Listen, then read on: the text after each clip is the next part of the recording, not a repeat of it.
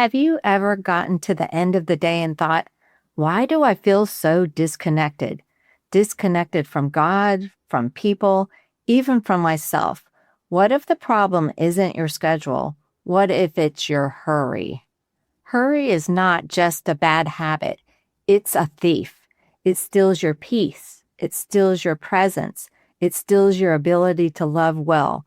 And most dangerously, it slowly disconnects you from God and from the people who matter most in your world without even realizing it. Today, we are exposing the hidden cost of living in a constant state of hurry. Hi, friends. Welcome to Taking Back Happy. I'm your host, Gina Granville, God's girl, retired homeschool mom of 4, empty nester, GG, essential oil and exercise enthusiast, Christian life coach, and someone who is taking back her own happy. I know many of you feel exactly like me in these midlife years, a sort of loss of direction, but you feel way too young and vibrant to sit on the porch and just watch life go by. What if you could reclaim your life, finding deep joy, renewed passion and purpose, and plenty of adventure in these midlife years? If you are ready to find your spark again, throw on those walking shoes, pop in those earbuds, and join me right here as we take back happy together. Hey friends, I want to talk to you about 3 ways you can take back your happy. The first one is joining us in the Facebook group. We have a Taking Back Happy Facebook group where you can connect with other women who are doing the same thing that you're doing, taking back that happy, one purposeful step at a time. Another way you can connect is becoming a TBH Insider. When you become a TBH Insider, you get a weekly email with the latest podcast, tips on creating a happy mindset, early bird access to special offers, and encouraging Bible devos. And the third way is to connect with me with one-on-one life coaching. I offer Taking Back Happy life coaching, and I have some special offers just for people that listen to the podcast. So hit me up and I'll give you all the details. Okay, my Taking Back Happy friends, I want to talk to you about something I've been thinking about a lot lately. I heard a sermon on the subject the other day, and it just seems to be coming up over and over again. Today, I want to show you 3 ways that hurry is quietly stealing the life you actually want to live. So let's get into it. Our first point is hurry is incompatible with love. If you think about it, you cannot love well when you're rushing. Love requires things like patience and being fully present and taking time to listen and slowing it down enough to even notice what's going on around you. If we look at 1 Corinthians 13, we know that this is the love chapter. And it starts out in 1 Corinthians 13:4. It says, love is patient, love is kind. And I like that patience is at the very beginning of it because it's just a perfect way, a perfect foundation of what real love is. And if you think about it too, in Galatians 5, when it talks about the fruits of the Spirit, again, we find patience right in there with love, joy, peace, all those things together. So that is so, so important to take time if we're going to really love somebody. A lot of times we think there's so many different things that would be incompatible with love. Bad things, like sins that we do against somebody or harmful things or toxic things. But if you think about it, if you just think out loud for a minute, when you're in a hurry, you do not treat people the way that you would like to be treated, right? You might interrupt them. You only half listen sometimes. You miss emotional cues. They might be telling you something with their arms folded, and you might just be blowing past that as you're having this conversation or discussion or argument with them. Hurry turns people in the interruptions instead of the priorities that they really should be. And I think about that a lot, like when you're talking to your spouse or your kids, and you look down and you're checking your phone, or even if you're just sitting with friends at the dinner table and you're all hanging out and you haven't seen each other in a while, and everybody's picking up their phone and they're looking at their phone and, you're rushing through your conversations instead of being fully present. I'm so grateful that cell phones weren't a thing when my kids were little, but that still didn't, keep me from like checking out. And a lot of times, like, especially my oldest son, when he was little, he loved sports. So he wanted to tell me all the different scores and all the different teams and what they did and who had the best quarterback and who had the best this and that and the running back and whatever. And I mean, my eyes would start to glaze over and I was like, oh my goodness, like, I don't know much about this and I'm really not that interested in this. And I had to really force myself to stop and just say, Gina, this isn't important to him. This is something he's really into. And so you want to be into it too. And I would force myself to listen. I was like, okay, tell me a little bit more. And he would, tell me some things. Of course, like I said, I didn't have the grammar of the subject, so I couldn't really talk back, but I could at least be interested and listen and be fully present. And I feel like that really made a big difference when he was little.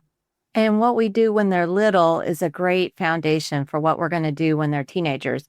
When we're wanting their attention at that point and they're kind of like, yeah, I'm moving on. I'm moving on my way. I'm hanging with friends. I'm doing all that. It helps keep us connected as they get older. So if we think about it, we can be in a big old rush. We can be rushing through life or we can be loving. But in most cases, most moments, we can't be both at the same time. And if hurry affects how we love people, it definitely affects how we connect with God. So that's our second point. Hurry keeps us from connecting with God. You can't deepen your relationship with God if you're rushed and you're distracted. Relationships grow with like time, attention, even stillness, being quiet and sitting with someone.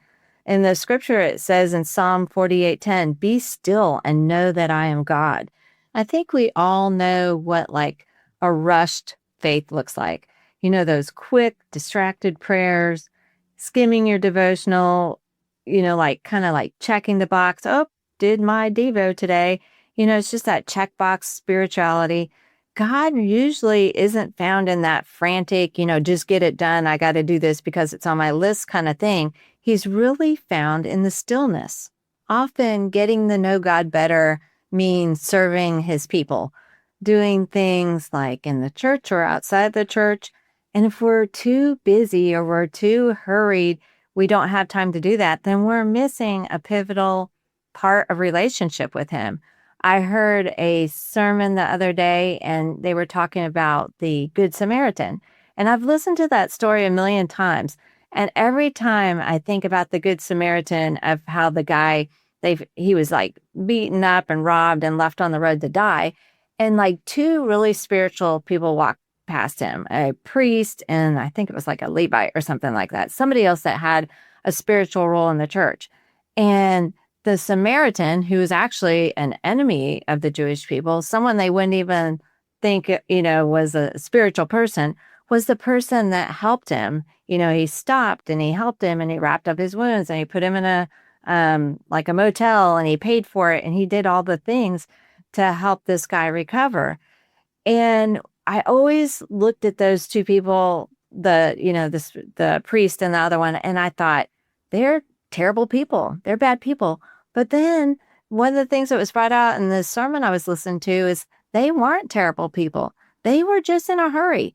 They had to get the next thing done. They were going to the church or they were going here or they were going there. And they were heading to get that ministry done. But in the effort to get the ministry done, they were missing the ministry that was right in front of their eyes. And I never, ever thought about that being a possibility. So here's the encouraging truth. God isn't asking for perfection. He's inviting you into his presence. So I'm going to give you a little challenge for this week. I'm going to challenge you. If you could only spend 2 minutes or 5 minutes or 10 minutes, whatever you feel like you can, just being still, just, listening for God's voice, just for appreciating the beauty around you. I like to do this outside. I like to sit outside and just hear the birds chirping and all the things like that, where you're just absolutely still. You don't have any distractions. There's nobody else there. You don't have your cell phone and just, listen, just be in God's presence. So that's the thing about it is Because hurry doesn't really just affect your relationship with God, it also affects your relationship with just everybody around you, family, friends, acquaintances, everybody you come in contact with. And that brings us to our third point. Hurry keeps us from truly connecting with others. So hurry blocks authentic, like meaningful, connecting relationships. When we rush, our conversations stay real surface level. We don't ask deeper questions. We don't create space for real connection. We literally just kind of live in that culture, I'm busy. And a lot of times I'm busy holds a high place of priority in the culture, right? I'm busy can be like a badge of honor. I'm so busy, look at me. And a lot of times we have like these quick check ins instead of like real conversations. How many times have you done that? And then you look back later and you're like, why didn't I ask some deeper questions? Why didn't I ask if I could pray for her or something like that? But real connection, we know it requires margin. It requires that time. It requires our presence. So many times I've caught myself saying to someone, oh, we should get together. Let's get together soon, especially if you see somebody and you're out and you're running about and you see them at a grocery or something like that. But, never really slowing down enough to just do it. When my kids were younger, I had lots of friendships just like I do now. But at that time, you kind of had like built in times that you would see people. Like you would see them while we were homeschooling. We'd see them we'd meet weekly. And so we'd see those friends at that time. We'd see them when the kids did sports together. They did dance together. We'd see them when we had like family friends and we'd all get together at once. And when my kids grew up and all of a sudden I was like, oh, okay, wow. So you would be seeing the people that were around you the most often, like when I was building my essential oil business, of course I'm seeing all the people that do natural wellness, but there was a lot of friends that I really, really loved and I wanted to keep connection with, but I just wasn't doing that.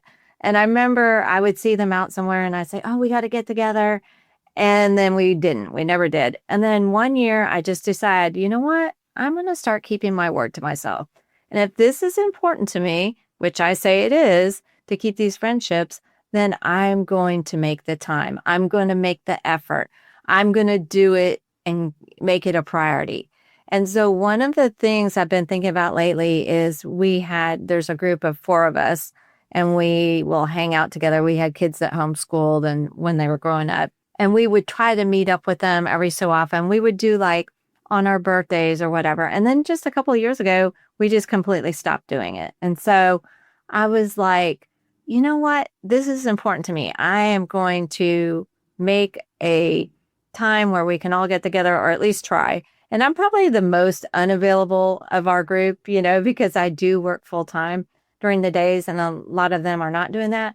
Well, I'm not full time, but I'm a lot of days. So it makes it difficult, but it's not impossible if it's something you really want to do. And so I'm going to be very proactive with that. So you guys check up on me, make sure I'm really doing it, hold me accountable here. The truth that we really want to land on is relationships require a slower pace. If you feel like hurry is robbing you of love, if it's like distancing you from your friendship with God, if it's keeping those relationships that are important to you shallow, then maybe it's time for a change. Here's a simple challenge. What if you picked just one area this week to slow down? What if it was a conversation? Maybe it's your quiet time. Maybe it's just a daily routine or connecting with someone. What would it look like to walk a little slower? Listen a little longer and be a little bit more present.